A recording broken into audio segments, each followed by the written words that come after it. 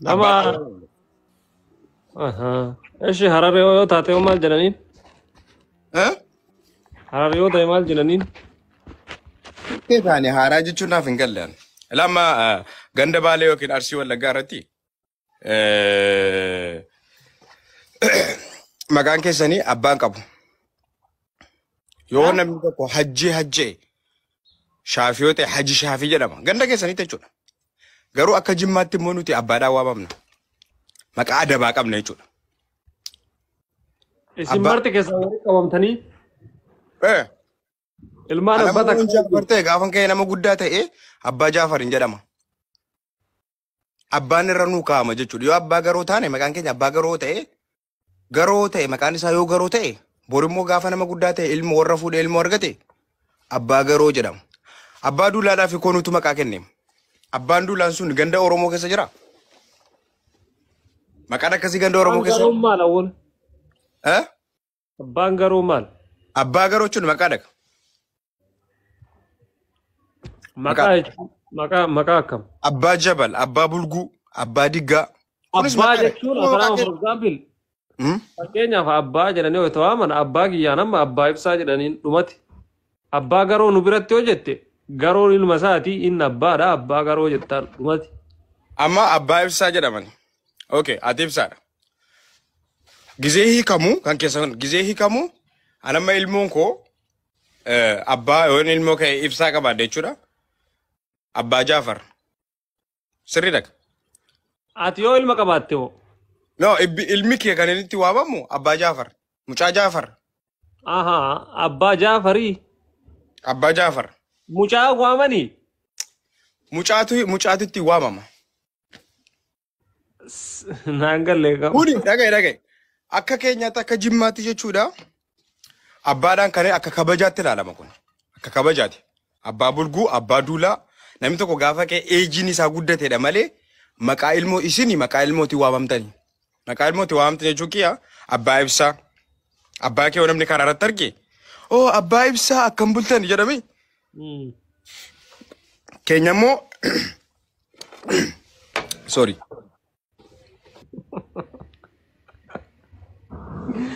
bulguu jechuun nu bira maalidha beektaa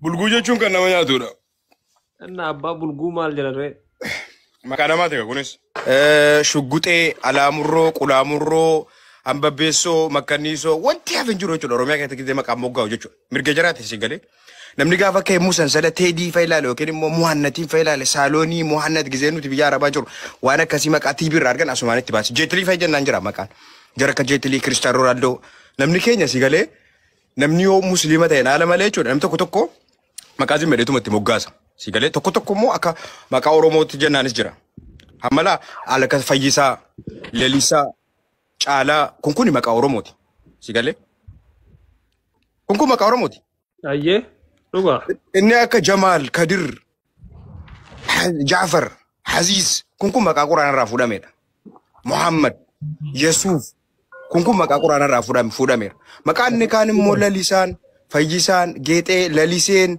Caaltuun Sirriyyaan Waliyyaa Birqiisaan kun maqaa zimbiloo fudhatameedha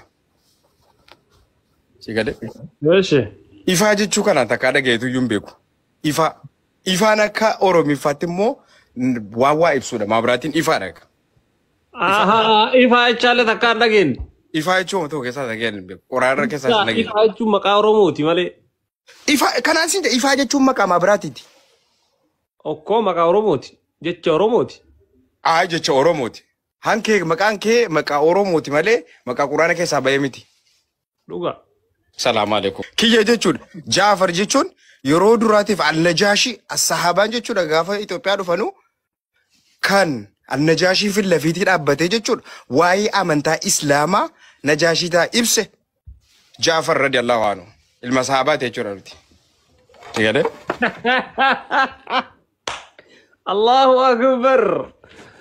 Atawwala amantiin maqaanii miti yer. Kanan beeytu awwala. Amantiin maaliin irree? amantiin maqaanii miti amantii imaana gasaa ka beeku rabbi keessa kee sodaa rabbi ati qabdu malee maqaa baafattee Raga adda sana tuyulii bakkatti bu'ame ilaali. Kun yookiin caammaan narra deemaniiti miti kun. Sigale. Sujudi mulatu sitti ilaali. Waan caamaan narra deemame miti. Jazbaa kana jodi xiqqoo taanee akkana lafarra gataa oolla. Maa ijoollee gosa xiqqoodha. Kan hojii xiqqoodha. Adammoo umuriin ta'e beeka. Hanga fakkeeti. Gaafa ijoollee xiqqoo siin jedheera. Baay'ee kanaaf siin jedhe. Yaanne yeroo qaraanu san jechuun suduu jabaasna jennee akkana lafatti simminto goonee riina ture. Nuti akkasumas hiinaa turre uffataan akkas ergaa turre ergasii. Imaana keessa beeku rabbi jedhe. Hundi dhagaye. Pheenxeen, waaqeffataan, musliimni, kiristaanni hundi isaatu jechuudha. Addunyaa kanarratti nuti waan khayrii hojjannedha. Sigalee nama jannata galu hin beenu nuti. Allahu aalam. Sigalee. Namni amantaa kamuyyuu qabu nama jannata nuti amma kiristaana birgisee deemtu nuyi kan jannata galu jedha. Musliimni nuyi kan jannata galu jedha. Waaqeffataan dhufee nuti gannate mingabaa nyaannu jedha.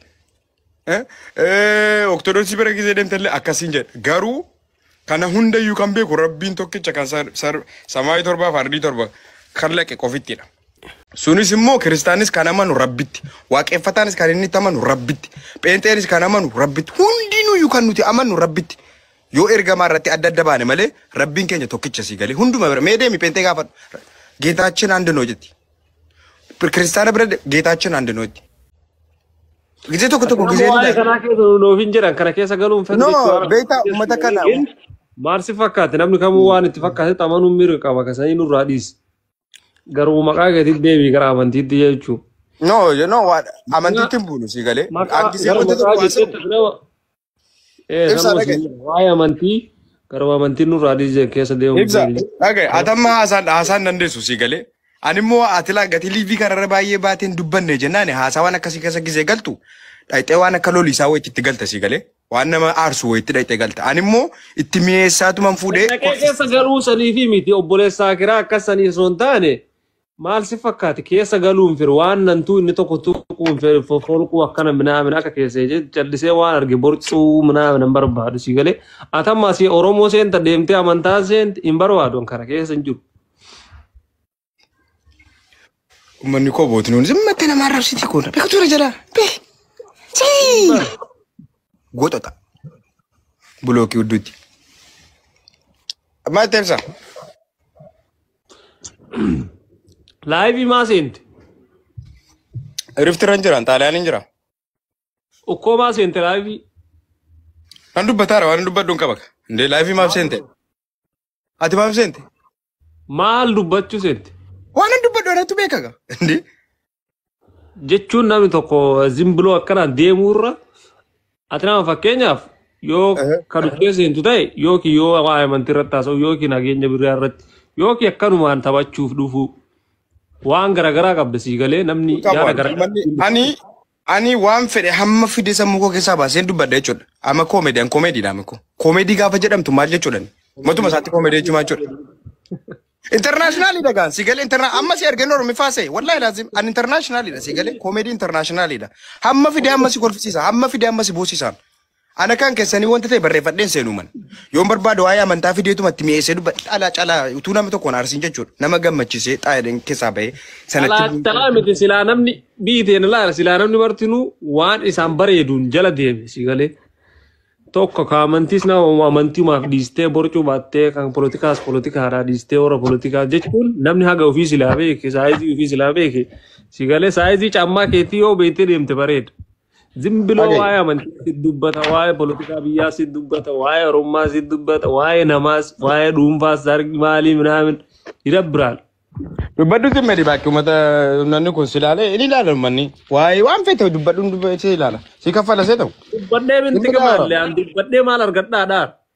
Zimbiloo ati maal argatta ani immoo dassileenyaal injoo yaada rakkunyunu injoon godhaa jiraan qobaatee akkasitti jechuudha injoo ofirraa godha galcheen seenee waan fedhe ofirraa dubbadhee ba'an of ta'a dhagasii galee ati amma dandeessee waan an dubbadhu hin dubbattu maaliif hidhamtee jirtaati hidhamee nama jiru no hidhamtee jirta oksuun billaa hidhamtee jirta wanti si hidhamee si galee amma ati Oromoon adda baatee wanti tokko gochuu hin dandeessu waan an godhu awwaan fedhen godhaan yoon fedhe Amaara asii gadi deebisee mataa asii gadi deebisee Oromoos gadi deebisee ol kaasee waan fedhen godha jechuudha namni waa tokko xiqqoo hin jiru ati garuu hin dandeessu kana.